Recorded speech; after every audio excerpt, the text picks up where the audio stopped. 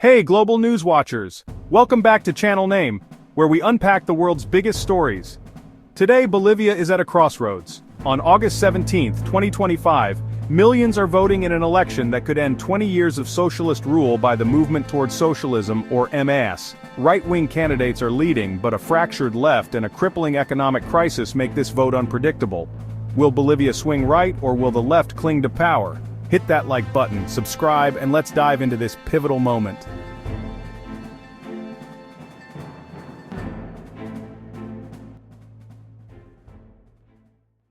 For nearly 2 decades, Bolivia's been a stronghold of leftist politics under MAS, starting with Evo Morales' election in 2005.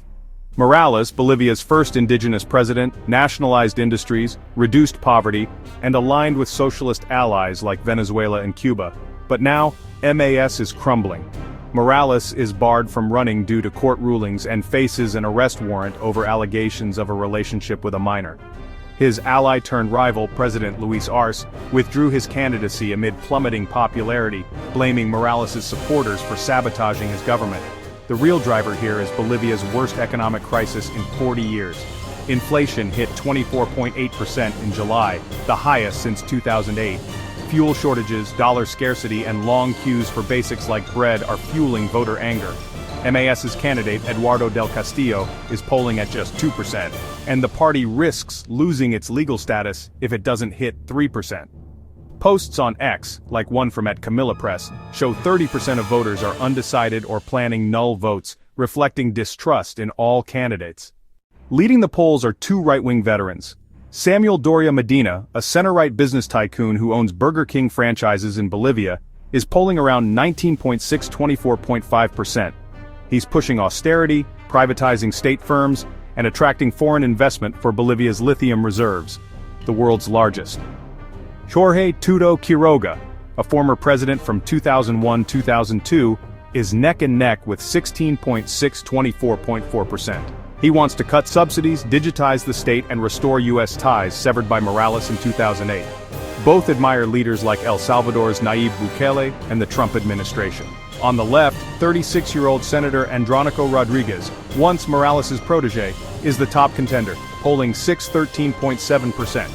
He's split from MAS to run with the Popular Alliance, focusing on rural voters and intelligent austerity, but Morales' call for null votes could split the left further.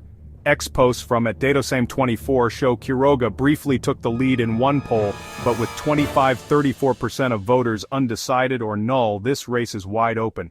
Here's the critical angle. Doria Medina and Quiroga are recycled from Bolivia's 1990s neoliberal era, which many voters associate with privatization failures. Analyst Quiroga told the Washington Post that voters are choosing them out of resignation, not excitement. Will their austerity plans spark unrest among indigenous and rural communities? Let's look at what's at stake. Bolivia's economy is in freefall. Gas exports, once a cash cow, dropped from $6.1 billion in 2013 to $1.6 billion last year. The country now imports fuel, draining reserves. Subsidies for food and fuel are unsustainable, and Arce warns of a potential debt default without a bailout. Doria Medina and Quiroga propose painful cuts, ending subsidies and opening lithium to foreign firms. This could boost GDP by $5 billion but risks protests from indigenous groups who fear exploitation. A right-wing win could realign Bolivia geopolitically. MAS aligned with Venezuela, China, and Russia.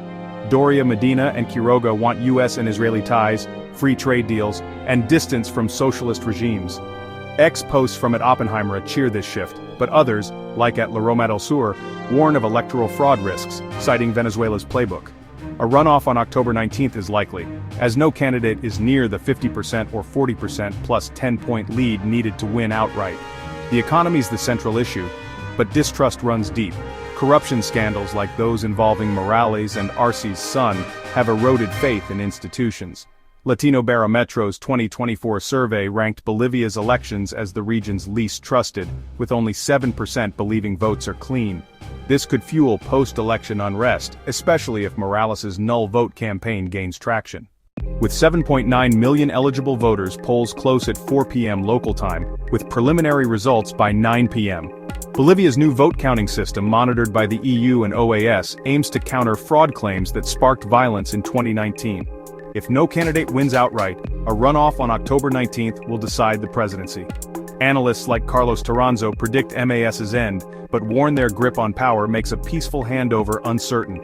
Catherine Ledebur from the Andean Information Network warns that austerity could spark protests, with right-wing candidates potentially escalating security crackdowns. Indigenous groups like the Aymaras Panchos Rojos back Rodriguez but reject Morales's null vote call, showing the left's division. Posts from at Aspertierra highlight Mas's collapse as historic, but voter apathy could tip the scales. This election is a turning point. A right-wing win could bring economic reform, but risks social unrest. A leftist upset, though unlikely, would need to overcome a fractured base. Bolivia's lithium and geopolitical role make this vote a global story. Will voters embrace change, or cling to the past? Follow this historic election with us. Check out The Guardian's coverage and poll trackers from ASCOA for real-time updates. Links in the description. What do you think? Will Bolivia's right-wing surge succeed, or will the left pull off a surprise? Drop your thoughts in the comments and share this video. Thanks for watching, Global News fans. Bolivia's election could reshape Latin America, and we'll keep you posted on the results. Like, subscribe, and hit the bell for more world news breakdowns. Let's keep the conversation going. See you next time.